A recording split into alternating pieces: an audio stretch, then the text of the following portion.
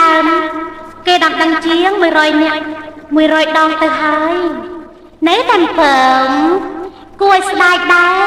បែរមកឥឡូវជ្រុលអត់